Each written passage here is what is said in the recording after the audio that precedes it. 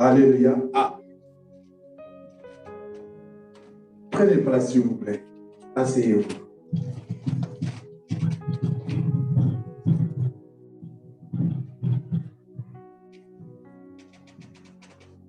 Alléluia. Seigneur, merci. Nous bénissons le Seigneur cet après-midi. Nous sommes tellement dans la joie d'être au milieu de vous. Amen. Notre joie est tellement que ce matin, nous sommes très contents de vous voir aussi dans la maison de Dieu. Amen. Et pour commencer, nous vous prions, je voulais personnellement, au nom de mon épouse et moi, remercier le pasteur Jeff qui nous a fait confiance, qui nous a laissé les temps de pouvoir partager la parole de Dieu. Nous lui serons toujours redevables. Nous disons merci à Dieu qui nous a permis d'être au milieu de vous. Et cet après-midi, par la grâce du Seigneur, nous sommes là. Je suis venu avec mon épouse et le frère Jacques qui est mon collaborateur. Et nous sommes connectés sur Zoom parce que j'avais dit aux gens de notre communauté comme quoi nous suivrons le message par Zoom en direct de l'église ici à Grigny. Et nous sommes très heureux cet après-midi, comme je disais, de vous savoir devant nous. Et nous avons cette grâce de pouvoir vous apporter la parole de Dieu. Voilà pourquoi nous bénissons le Seigneur. Merci. Nous sommes là cet après-midi. Nous prenons vos Bibles si vous en avez une.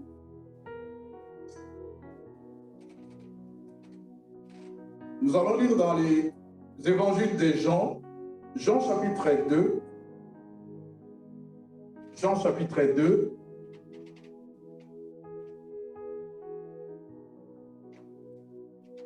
Si vous y êtes, nous commençons la lecture. 3 jours après qu'il y ait eu des noces à Cana, en Galilée, la mère de Jésus était là. Et Jésus fut aussi invité aux noces, ainsi que ses disciples. Comme les vins venaient à manquer, la mère de Jésus lui dit, ils n'ont pas de vin. Jésus lui dit, femme, qu'as-tu entre toi et moi? Mon heure n'est pas encore arrivée. Sa mère dit au serviteur, faites tout ce qu'il vous dira. Il y avait là 6 jarres de pierre destinées aux purifications des Juifs et contenant chacune 2 ou 3 mesures. Jésus leur dit, remplissez d'eau ces jarres. Et ils les remplirent jusqu'en haut. Puisez maintenant, leur dit-il, et portez-en à l'organisateur du repas. Et ils le lui portèrent. L'organisateur du repas goûta l'eau changée en vin. Il ne savait pas d'où venaient ces vins, tandis que les serviteurs qui avaient puisé l'eau les savaient.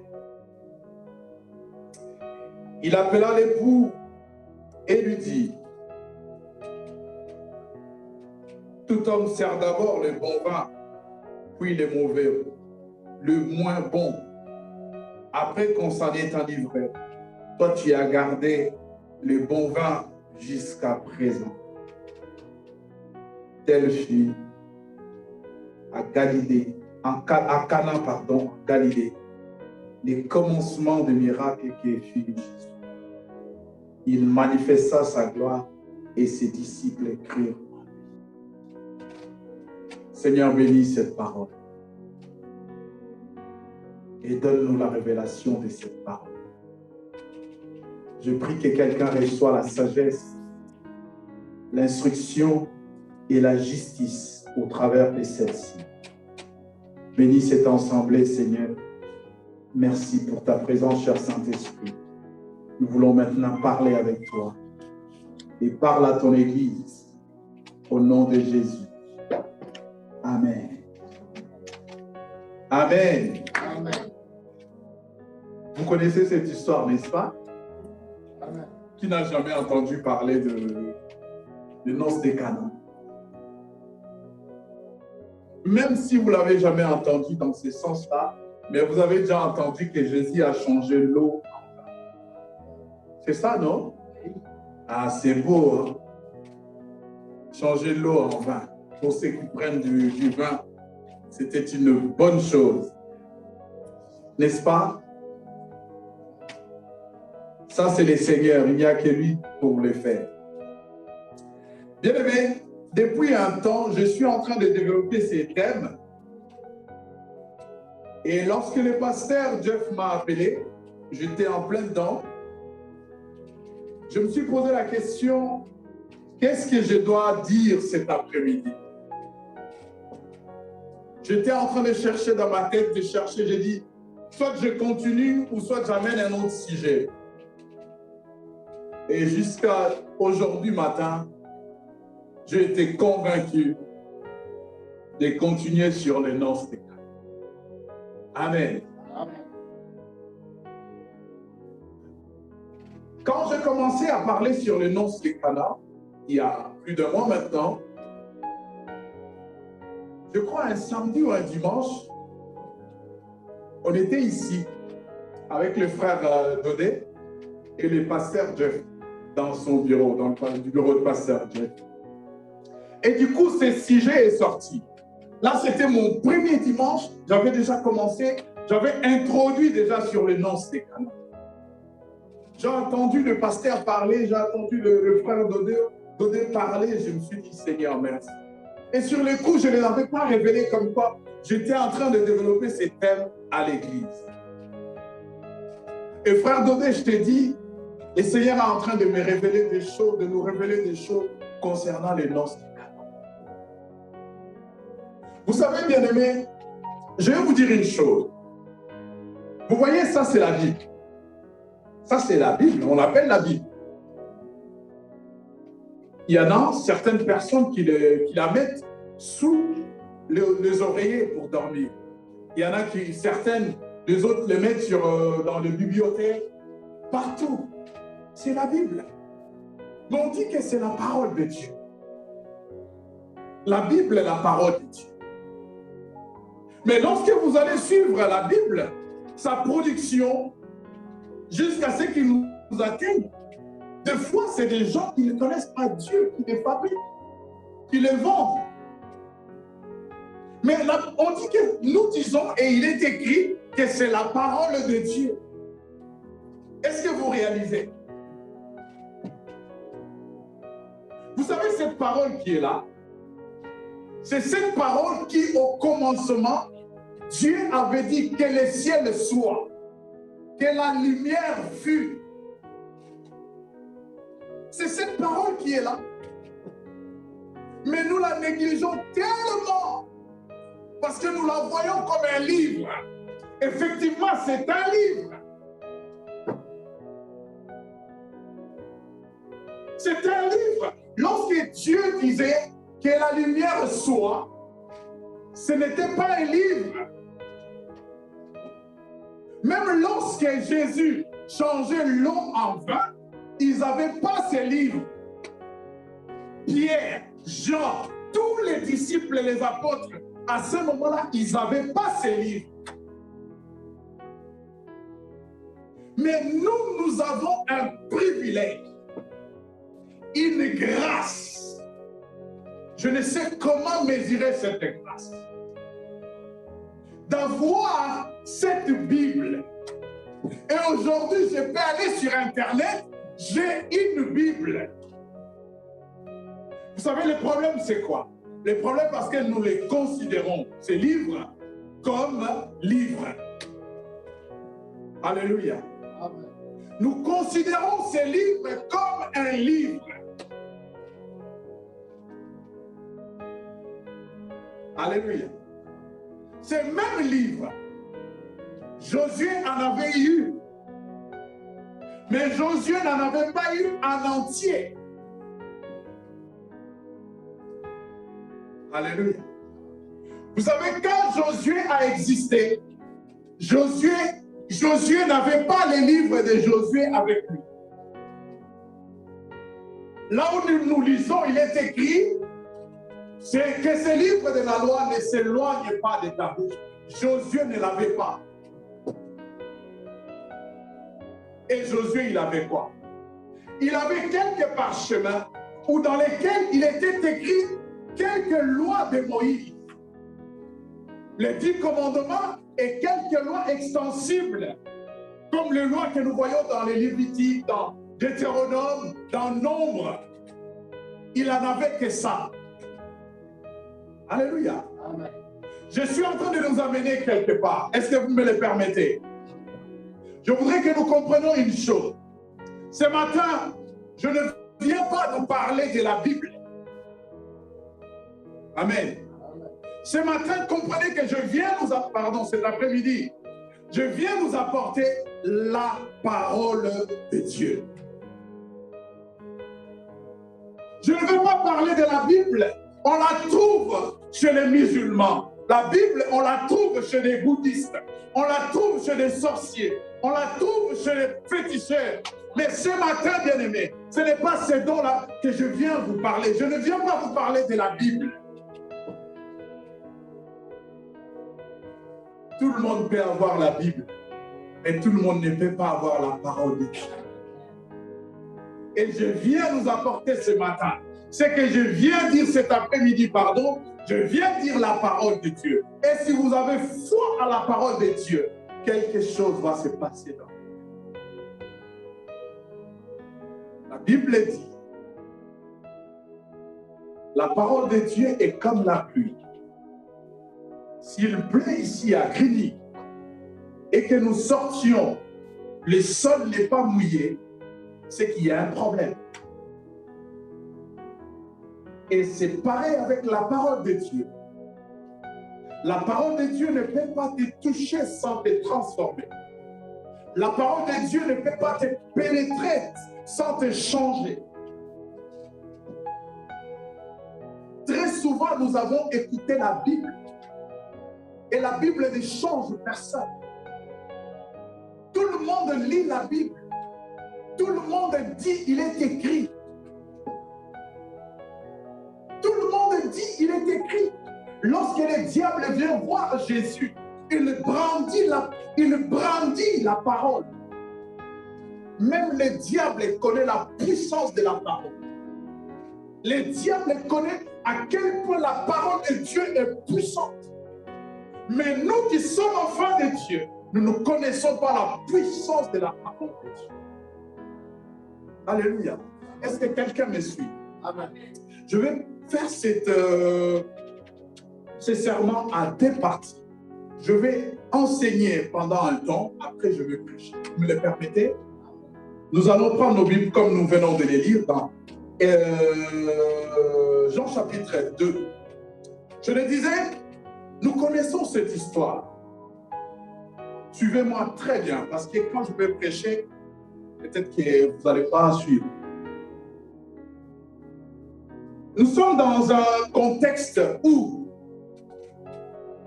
Jésus doit commencer son ministère. Et avant qu'il commence son ministère, il est invité. Il est invité où? Aux noces de Cana. Et la Bible dit, aux noces de Cana, la mère de Jésus aussi était invitée. Et lorsque Jésus arrive, nous sommes au 4e jour, parce que Jésus, il arrive 3 jours après. Ça, c'est une tradition hébraïque. Les fêtes de mariage durent une semaine, normalement. Ils commencent la fête le vendredi et ils finissent le vendredi. Et c'est comme ça que les fêtes de mariage sont célébrées selon la tradition juive. Et lorsque Jésus arrive, il trouve sa mère.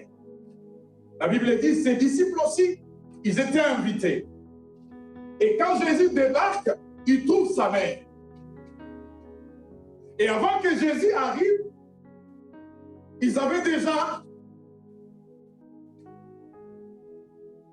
un manque de boisson.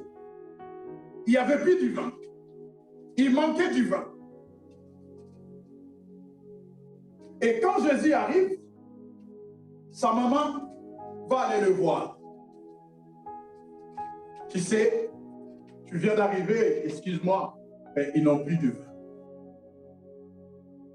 Et à ce moment-là, selon ma tradition, je ne sais pas, quelqu'un a la tradition de ses mères? Bon, selon ma tradition, Jésus dit à sa maman, qu'a-t-il entre toi et moi? Dans d'autres traditions, si vous lisez, par exemple, la tradition des sévères, ce n'est pas la même question que Jésus, ou la même intersection, ou exclamation que Jésus fait à sa maman. Que veux-tu, femme? Que veux-tu, femme? Vous voyez que ce n'est pas la même chose. On va y aller. Et sa maman lui dit, non, il n'y a plus de vin. Et elle se tourne vers les disciples, vers les serviteurs. Il leur dit, faites tout ce qu'il vous dira. Et sur ce, la Bible dit, Jésus leur dit, remplissez d'eau ces jarres. Chose qu'ils avaient fait. Et Jésus leur dit, apportez ces jarres remplis chez l'organisateur de la fête. Et l'organisateur de la fête a goûté l'eau changée en vin. Cette eau-là, ces vins-là, n'étaient pas pareils que le premier vin. Il va voir les mariés pour lui poser la question, qu'est-ce que tu nous as fait? En principe, on donne d'abord de meilleures choses. Les mauvaises, c'est après. Toi, tu nous as donné un mauvais vin. Les gens se sont enivrés. Et maintenant, tu amènes le bon vin à la fin. Tout le monde est déjà KO. Et la Bible dit, c'était là en Canaan, à Canaan en Galilée, que Jésus a fait le premier de miracles. Alléluia. Amen. Est-ce que vous me suivez? Amen. Quelqu'un comprend quelque chose? Amen. Si vous ne comprenez pas, arrêtez-vous. Alléluia. Bien-aimés dans le Seigneur, je nous amène dans le livre de la Genèse. Prenez vos Bibles, allons-y dans les livres de la Genèse, gardez Jean chapitre 2.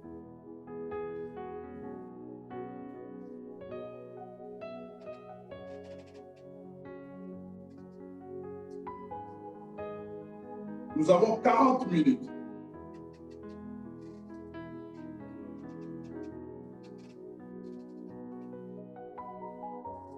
Prenons dans les livres de la Genèse. Genèse chapitre 2. Prenons Genèse chapitre 1er. Je vais lire les versets 27. Genèse 1er, verset 27. Dieu créa l'homme à son image. Il les créa à l'image de Dieu, hommes et femmes. Et il les créa. Genèse chapitre 2, verset 19. L'Éternel est Dieu. L'Éternel est Dieu formant du sol tous les animaux de champ. L'Éternel est Dieu formant du sol tous les animaux du champ. Il les a formés avec quoi? L'Éternel est Dieu formant du sol tout.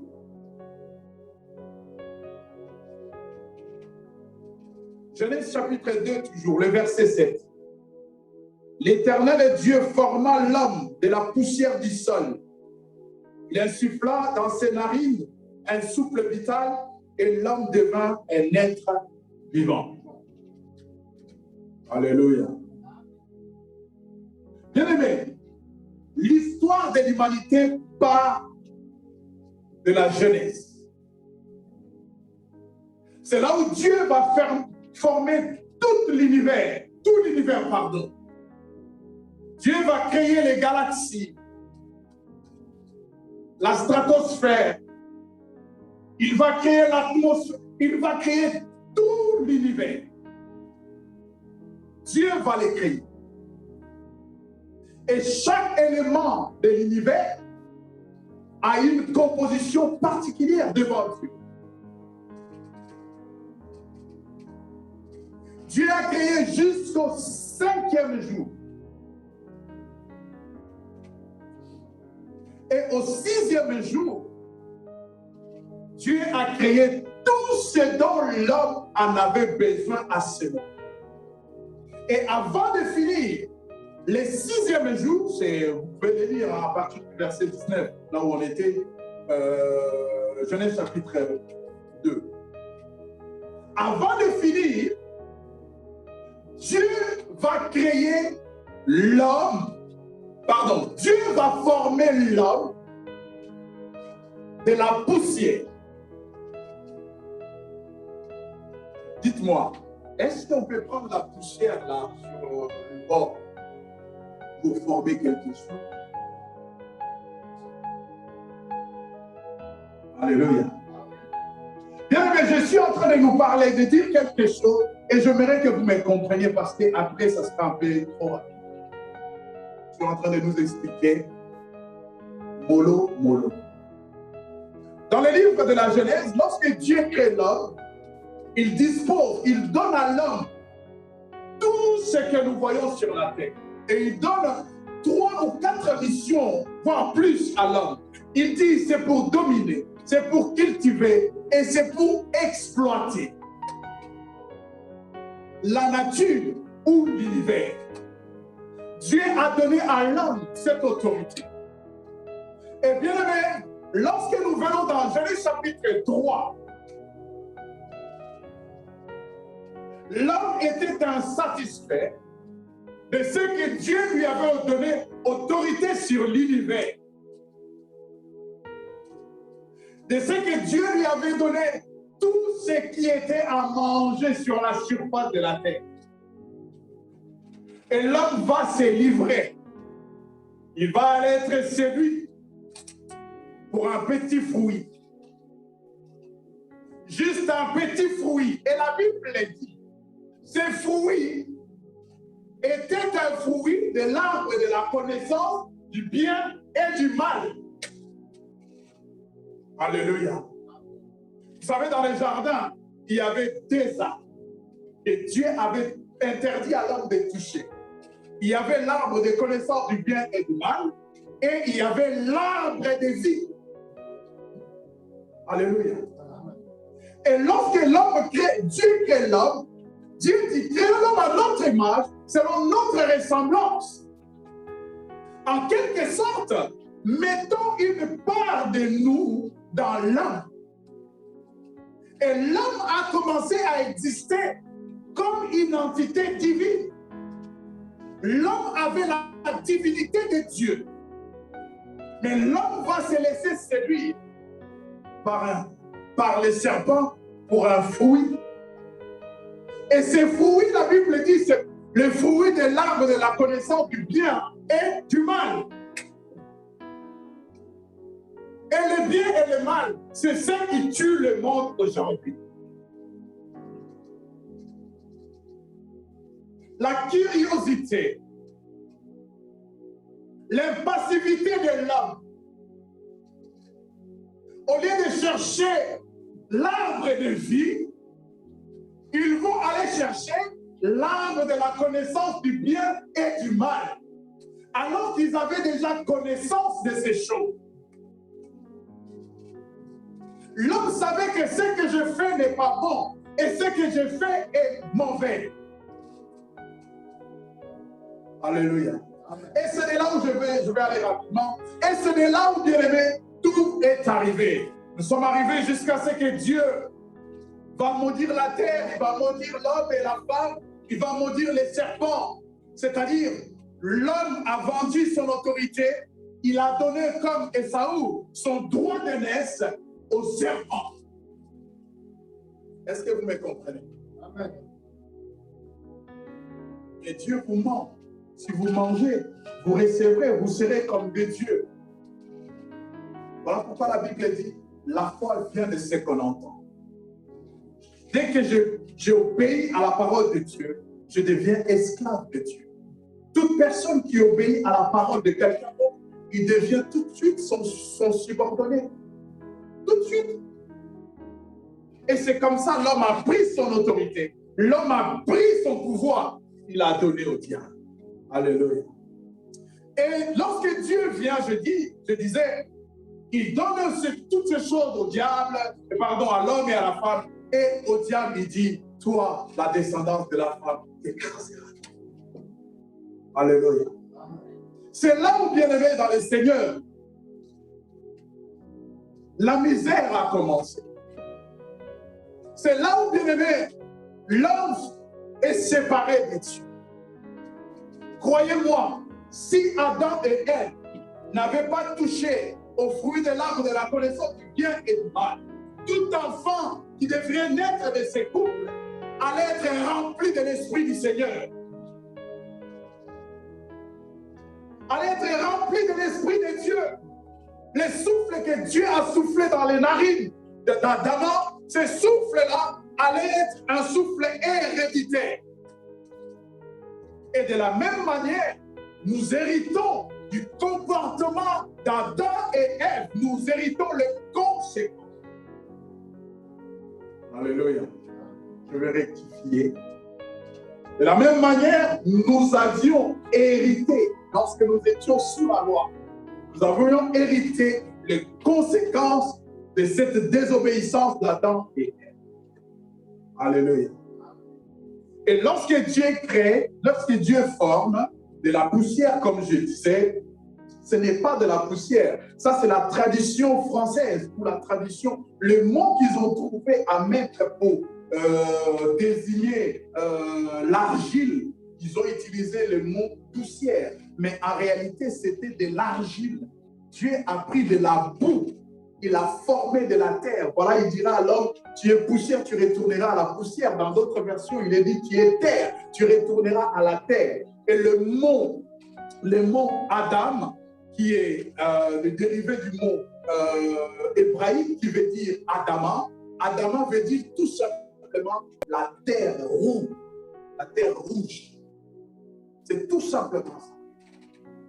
Tu es la terre où tu retourneras à la terre. Voilà même pourquoi aujourd'hui, la plupart de nos compatriotes qui parlent des églises ou des dieux noirs, ils ont raison quand ils disent que le premier homme était roux. Ils ont raison parce que le mot Adama veut dire terre rouge. Terre rouge ou une terre un peu teintée. Ce n'est pas une terre blanche, mais une terre vraiment teintée. Et l'homme est Adama. L'homme est terre, il doit retourner dans la terre. Et lorsque nous avançons, bien aimés, je vais aller vraiment rapide, on n'a pas le temps. Je vais aller vite, je disais. Lorsque nous avançons dans le temps, l'homme a péché, chassé du jardin de Dieu, chassé du bonheur, chassé de la présence de Dieu. Il vit en errance. Mais Dieu avait une préoccupation dans son cœur. La préoccupation de Dieu, c'était quoi? C'était le souffle qu'il avait mis dans l'homme. Et Dieu devrait récupérer ce souffle. Et par quel miracle, par quel moyen Dieu devrait récupérer ce souffle? Dieu avait un plan B. Alléluia. Et lorsque nous avançons plus loin dans la parole de Dieu, l'ange va voir Marie.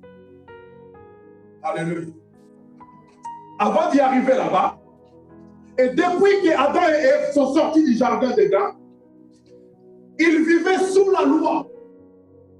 Ils vivaient avec la loi. Lorsque le Seigneur sort les enfants d'Israël en Égypte, il est obligé d'aller voir Moïse pour donner à Moïse les 10 commandements, afin que les enfants d'Israël, son peuple, parce que là, il y avait déjà un projet, il y avait déjà un plan, par ce peuple qui devait naître le Messie.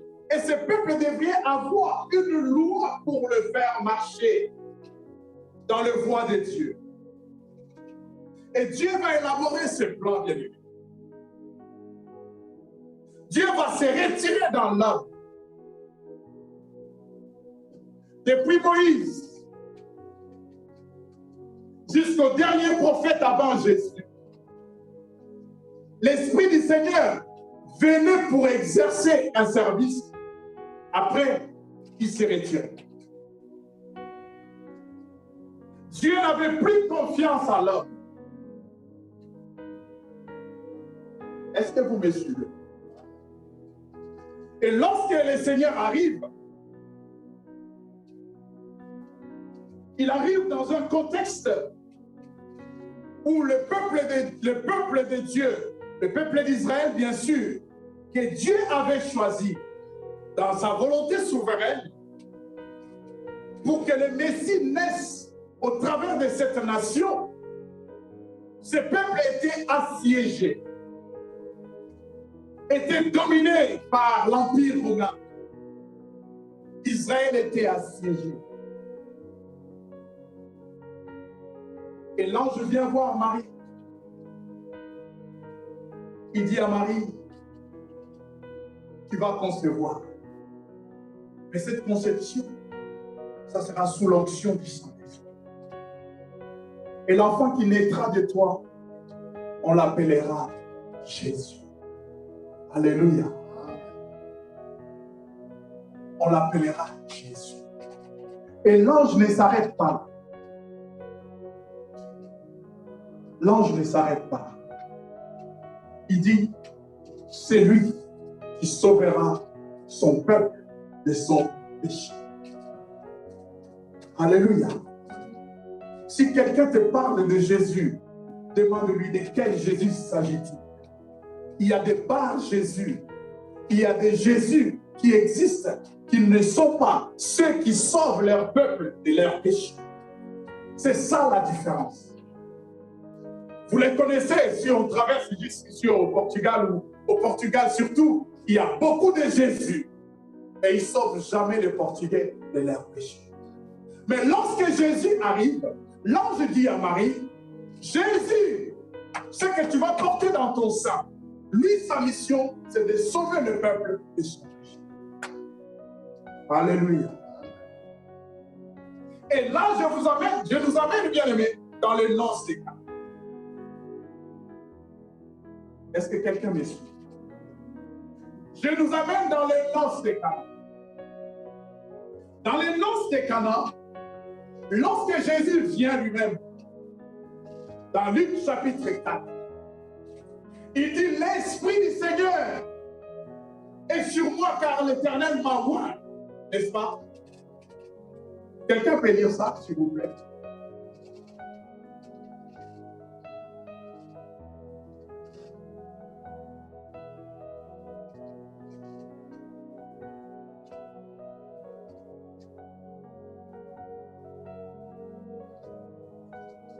L'Esprit du Seigneur est sur moi car l'Éternel m'a oint.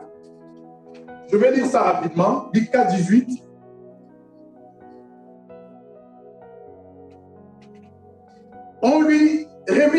livre du prophète Ésaïe. Il ouvrit le livre et trouva les passages où il est écrit: l'Esprit du Seigneur est sur moi, parce qu'il m'a oint pour guérir ceux qui ont le cœur brisé, pour annoncer la bonne nouvelle aux pauvres.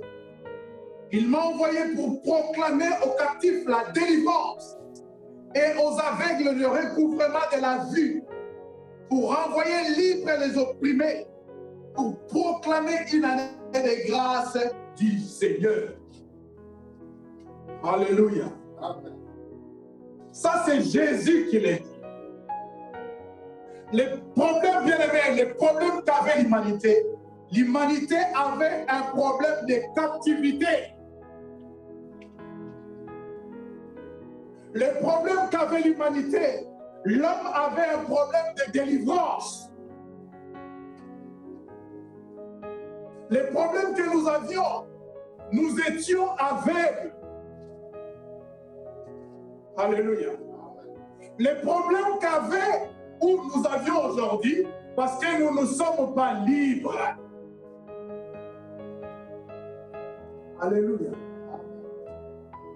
Bien aimé, dans ce que Jésus a dit, trouve-toi, tu es dans quelle catégorie?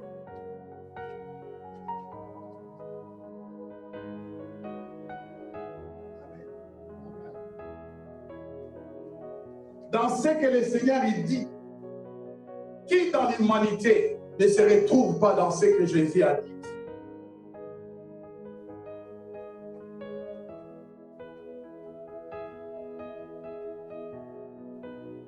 Et lorsqu'il arrive dans les noces de Cana, bien-aimé, dans les noces de Cana, nous sommes dans une configuration hébraïque.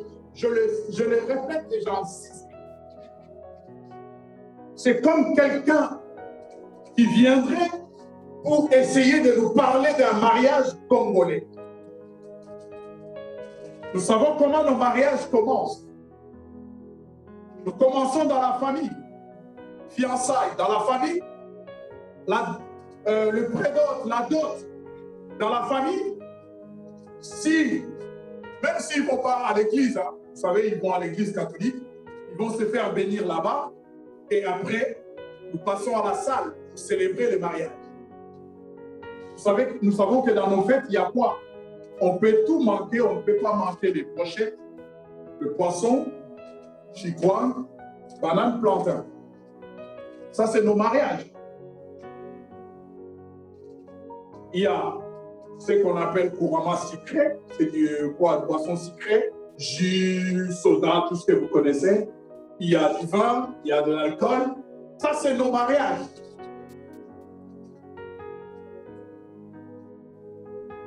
Nous savons que les mariés, s'ils ne sont pas chrétiens, ils rentrent avec la chanson de Miliabel ou de Kaboulé, si vous voulez. S'ils sont chrétiens, ils rentrent avec la chanson de Lambongo. Mais c'est comme ça nos mariages. Et en Cana, nous sommes dans un os, au os de Cana, nous sommes dans un os qui est hébraïque, c'est les Israélites. Et ils célèbrent le mariage avec le vin. Lui, ils célèbrent le mariage avec le vin.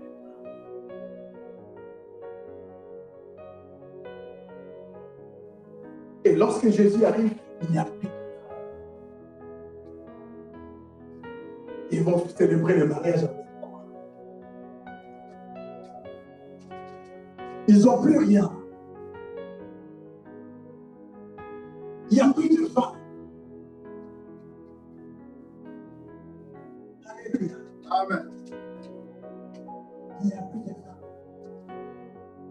Si nous lisons l'histoire comme ça, ils n'ont plus de vin. Et Jésus vient, et la première des choses qu'il fait, la Bible, la tradition que nous lisons dit, c'était là où Jésus commence à faire son premier miracle. Le premier miracle, il commence à donner le vin. Alléluia. Amen. Bien, mais vous savez, je l'ai dit avant de commencer, je dis, ça c'est un livre. Ça c'est un livre. Lorsque nous lisons ces livres, on peut sortir ici et commencer à faire des bêtises juste parce que nous avons lu les livres. Dans les livres, il est écrit, vous imposerez les mains aux malades et les malades seront guéris. N'est-ce pas? C'est écrit. Mais combien de fois on nous a imposé les mains et nous n'étions pas guéris? Parce que c'est écrit. Si on lit la Bible comme nous la lisons là, on risque de sortir ici et de se retrouver au commissariat. Quelqu'un raconte une histoire comme ça, c'était, je crois, Zéouzé, c'est Zéouzé qui l'avait dit. C'était en Guinée ou au Bénin. Un jour, il y avait deux sœurs comme ça, ils rentraient d'un village, et sur la route, il a commencé à pleuvoir. Et pour aller de l'autre côté du village, il faudrait traverser une petite rivière. Et comme il pleuvait, la rivière était accrue, elles sont arrivées devant la rivière et se sont regardées. Non, nous on va faire un miracle. Jésus a marché sur les eaux et nous on croit à Jésus. Au nom de Jésus, nous allons marcher sur les eaux. On les a retrouvés après, cadavres. Parce qu'elles ont compris les livres. Alléluia. Amen. Et frère Dodé, quand tu as commencé, on est venu te trouver, dans ton témoignage, tu as dit, tu as prié les vendredis toute la nuit.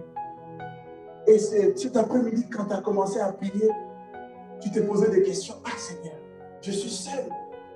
Est-ce que les gens ils se sont abstenus parce que le pasteur ne sera pas là? Oui. Maman, si vous venez à l'église pour le pasteur, s'il vous plaît, vous êtes mal. Si vous venez à l'église parce que vous n'avez rien à faire, s'il vous plaît, vous êtes mal.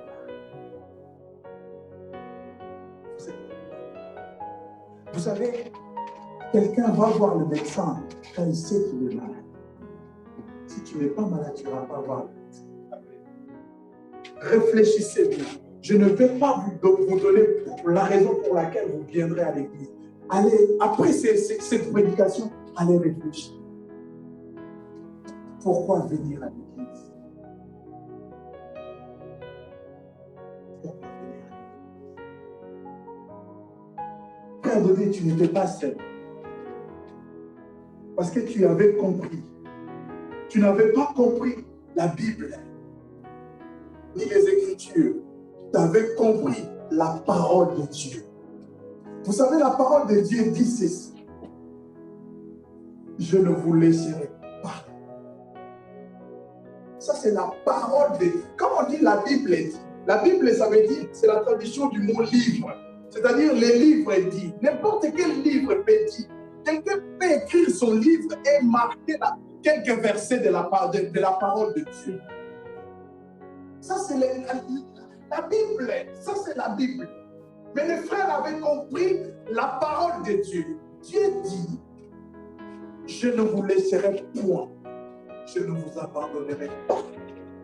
Ça, c'est Dieu. Ce n'est pas la Bible, c'est Dieu. Aujourd'hui, on peut prendre ces livres, jeter dehors. Cette parole, si tu l'as dans ton cœur, amen, personne ne pourra changer ça. C'est le travail que nous devrions faire, chers bien-aimés. J'espère que nous nous regardons, nous disons, la salle est vide. Qui vous dit que la salle est vide? Qui vous dit que nous sommes tels que nous sommes là? Qui vous dit cela? Je voudrais dire à quelqu'un, cet après-midi, les pères, les fils, les Saint-Esprit se sont déplacés uniquement pour toi. Uniquement. Ils sont là pour toi, pas pour moi. Pas pour moi. Si je n'ai pas de raison d'être là, ils ne sont pas là pour moi. Voilà pourquoi beaucoup de gens passent à côté de leur destinée. Les gens viennent à l'église parce qu'elle a acheté une belle chemise. Ils viennent à l'église parce qu'elle s'est fait une dresse extraordinaire. Ils viennent à l'église parce que je n'ai rien à faire cet après-midi, bien-aimé. Ça, c'est réduire Dieu au niveau de, je ne sais pas, de quoi, de voyeur. Dieu vient à l'église pour regarder, ah, le frère Dodé est bien habillé. Ça, ce n'est pas Dieu. Vous ne verrez pas Dieu dans ces choses. Ça, ce n'est pas Dieu. Dieu vient parce qu'il le voit. Oh, Dodé, il a un problème. Dodé, il a un problème. Je ne vais pas les rencontrer chez lui. Je l'attends à l'église pour qu'il y ait un témoignage, pour que l'église voie. Dieu peut le faire à la maison. Mais il fait que tu viennes ici. Parce qu'ici aussi, Dieu agit.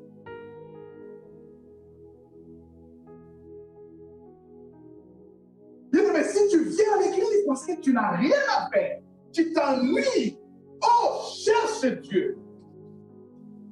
Cherche Dieu.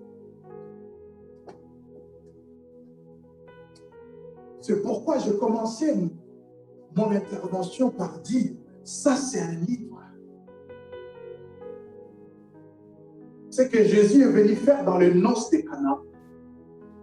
Il est venu chercher des hommes et des femmes pour déverser la parole de Dieu dans leur vie.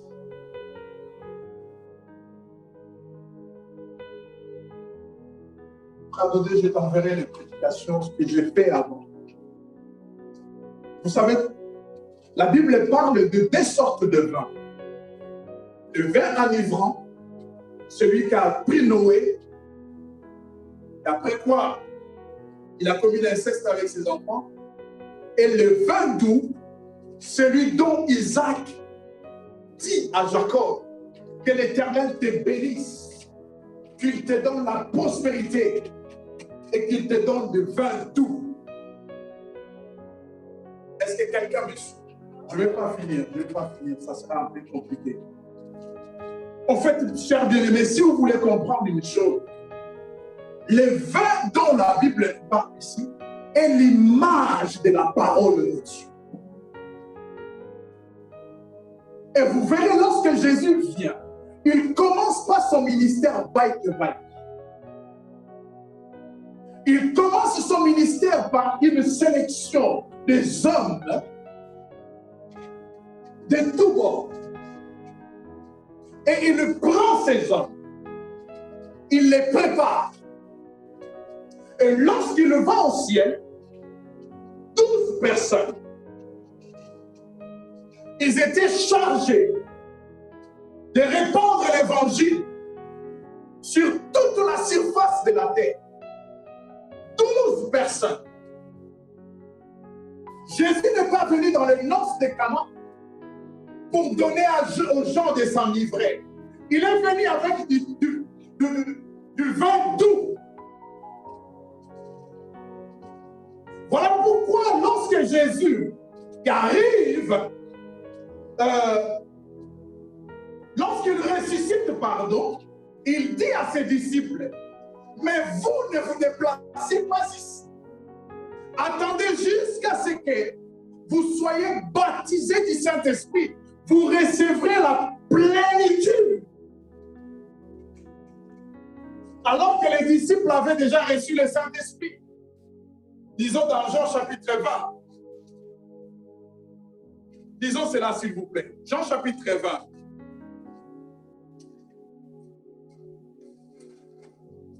Jean chapitre 20. Quelqu'un peut le lire rapidement? Recevez le Saint-Esprit. Ça, Jésus l'a dit à ses disciples.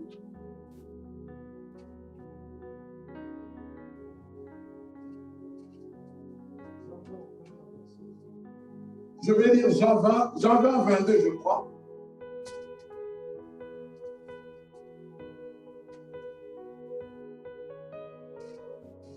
Après ces paroles, Jean 20, 22, après ces paroles, il souffla sur eux et leur dit, recevez le Saint-Esprit.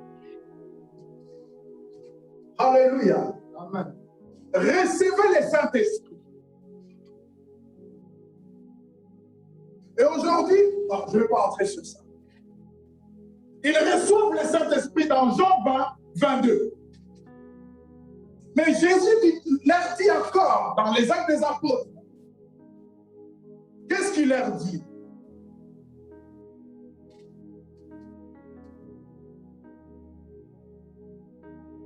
Je commence au verset 5, Actes chapitre 1. Car Jean baptisait d'eau, mais vous, dans peu de temps, vous serez baptisés de l'Esprit Saint.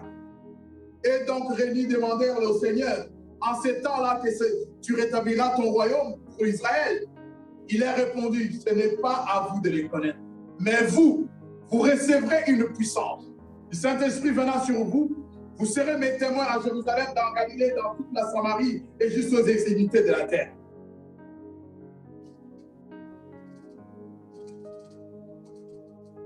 Alléluia. Et le Saint-Esprit qu'ils attendaient, le jour de la Pentecôte, écoutez les effets du Saint-Esprit du jour de la Pentecôte. Actes des Apôtres, chapitre 2.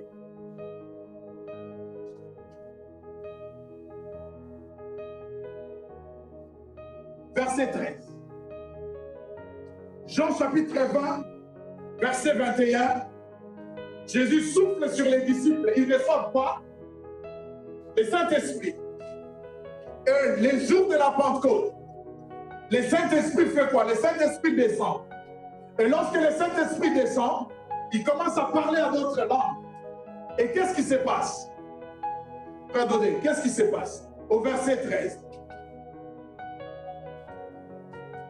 Acte 2, 13.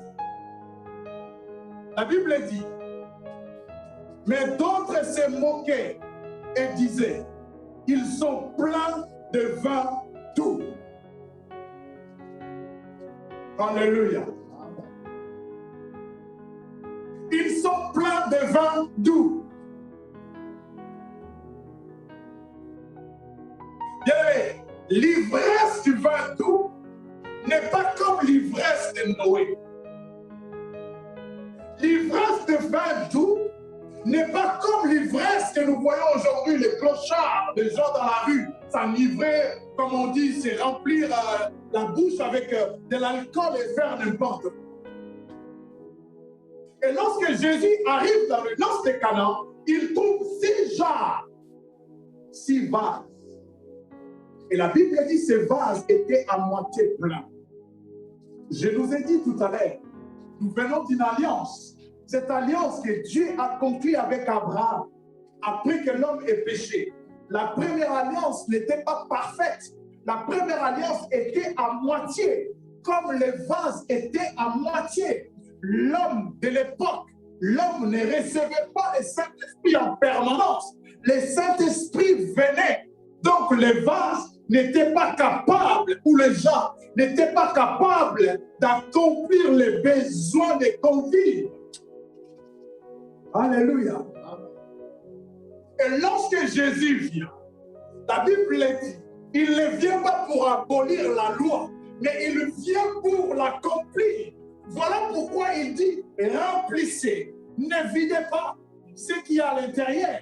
Cette eau servait à la purification des Juifs. Je l'ai dit, là nous étions dans la religion, nous étions dans une coutume, dans une tradition. Maintenant, moi je viens accomplir, bien-aimé. Je vais faire un exemple, je vais faire une expérience. Si je prends de l'eau cristalline dans une autre bouteille, je mélange avec cette eau qui est à moitié. Est-ce que vous saurez distinguer l'eau de cette bouteille avec l'eau de l'autre bouteille? Alléluia. La parole, la loi qu'a amenée Moïse, cette loi, je ne viens pas l'abolir, je viens l'accomplir. Je vais absorber cette loi. Je ne vais pas finir ma prédication. On continuera les jours, le pasteur nous donnera nos opportunités. Amen. Je voudrais vous faire comprendre tout simplement ce matin. Là, vraiment, je suis entré en pleine prédication, mais on va s'arrêter là. Je vais juste parler après. Je dois rendre le micro à terre.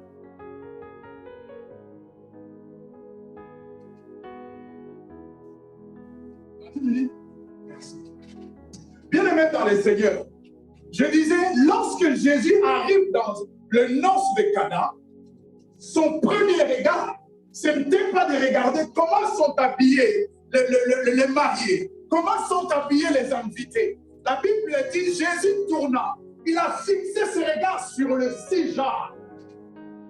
Sa première préoccupation, c'est les 6 jars. Les jars, on peut parler des jars, parce que j'avais prévu d'essayer un peu de parler de ça, bien aimé. Vous savez, dans l'ancien temps, il y avait 3 éléments. Si vous voulez, vous pouvez vérifier ou chercher. Mais j'ai trouvé 3 éléments avec des sous-éléments que le peuple servait pour conserver l'huile, le vin et l'eau. Dans ces 3 éléments, il y a quoi? Il y a le vase, il y a la cruche et outre. L'outre, c'était des petits récipients que les gens prenaient avec eux quand ils marchaient et qu'ils avaient soif. Ils prenaient de petits outres. C'est comme des petites bouteilles. Et les vases, on peut les comparer avec des jarres. Ce n'est pas la même chose, mais c'est la même forme et c'est à peu près la même utilisation. Les jarres sont un peu plus grandes que les vases. Et les jarres qui étaient dans le temple, ils pouvaient contenir jusqu'à 200 litres d'eau parce que le peuple venait en nombre. Et les vases peuvent contenir grand maxi 100 litres d'eau. Les vases. Et toutes ces 3 choses servaient à conserver l'eau, le vin et l'huile. Alléluia. Et nous avons lu avec vous, avec quoi fabrique-t-on le vase? Avec de l'argile. Et c'est qui fabrique les vases? C'est les potiers. Est-ce que vous avez déjà remarqué un potier, comment il manipule l'argile pour faire les vases? Avec beaucoup de délicatesse, avec beaucoup d'attention. Il travaille au-dedans, il travaille au-dehors. Et la Bible dit, c'est comme cela que Dieu nous a créés.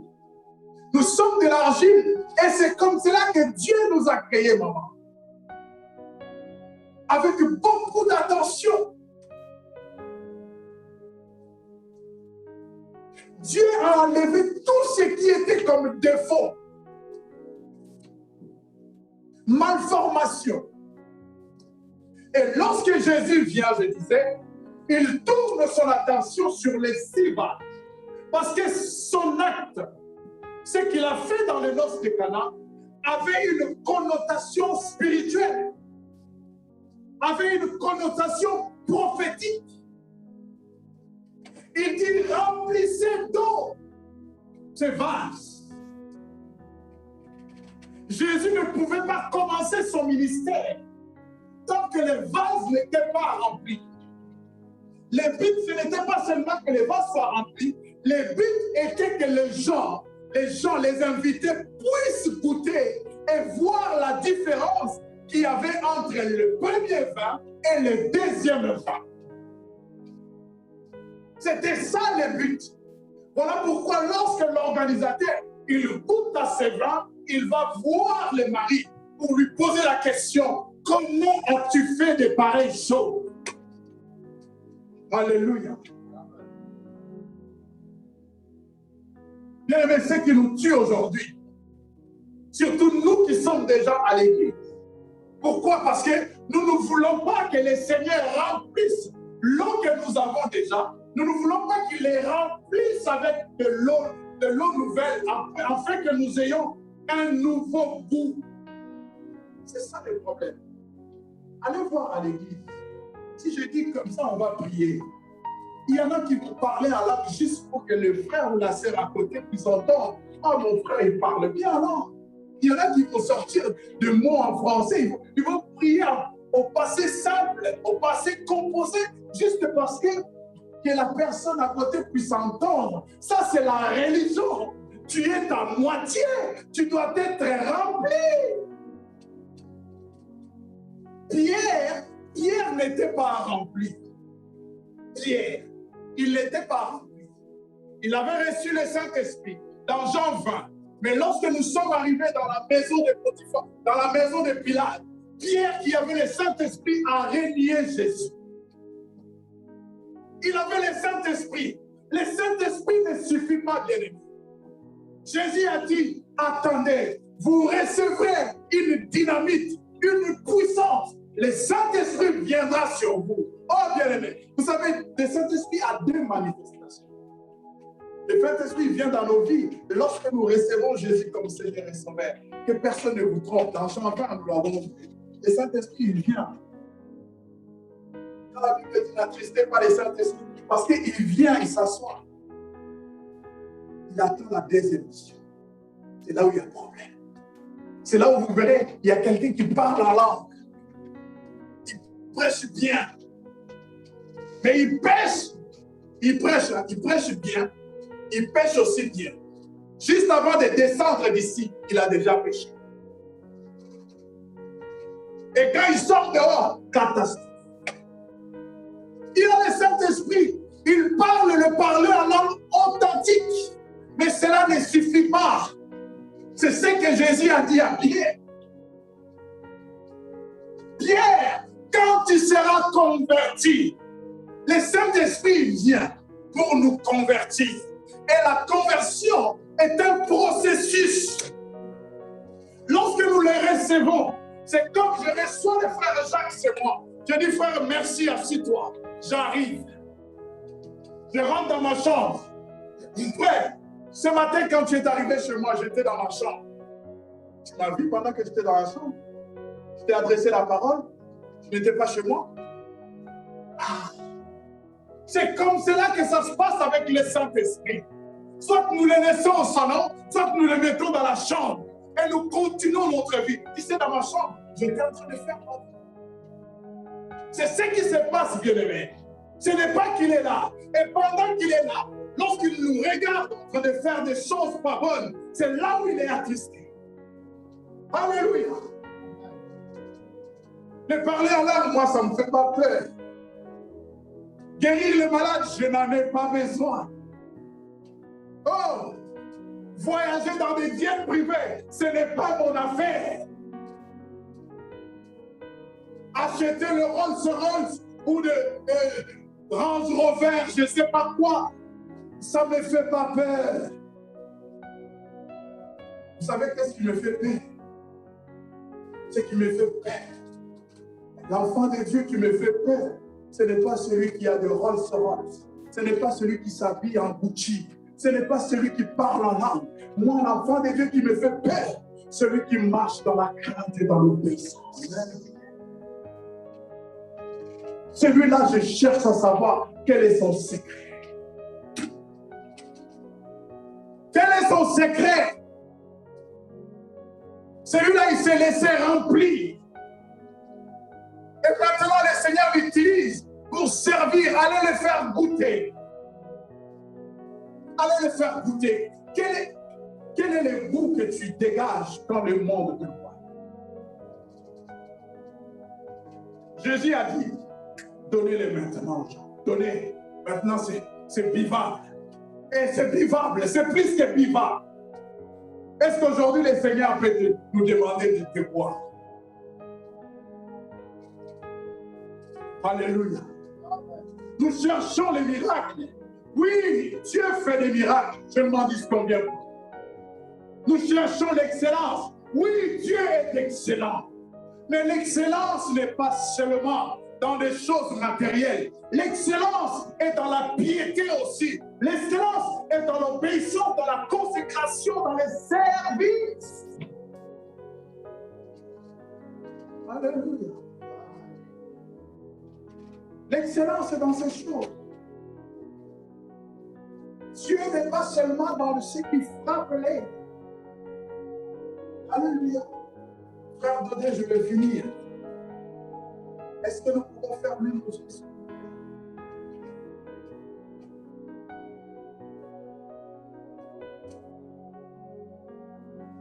Ah, merci.